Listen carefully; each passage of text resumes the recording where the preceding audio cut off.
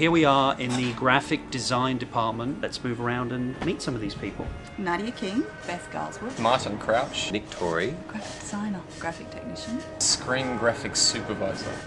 I'm the all-purpose Photoshop guy. Wait a minute, you know what? Well, Okay. that was Nadia's plan, I think.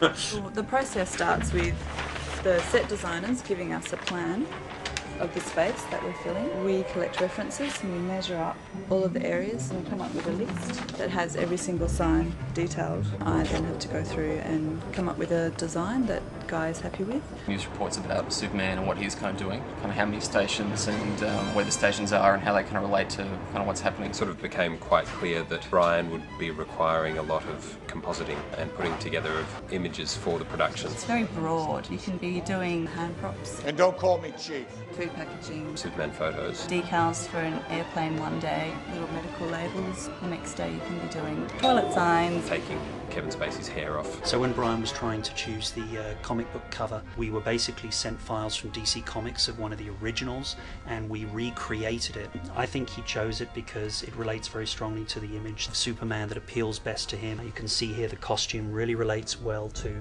this original comic. On the next page, this was drawn actually by one of our storyboard artists, Chu, who you've met earlier. Chu actually drew out the comic book step by step, which was then colorized to look like original comic book print. We've actually created a Metropolis city map. The film has a lot of geographical context, so there are certain things that are really important to get right about this very early on. Then we do everything right down to street names. Every street name is original. Now, how do you decide which street names there are? Or your friends or your ex-boyfriends, their names end up as street names. It's the worst ex-boyfriend, of course, gets the worst place and so on. This map is something that Lois writes on, then you need to have all that detail there. The current boyfriend gets the best place, of course.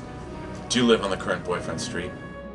We tend to work on the premise that everything is seen.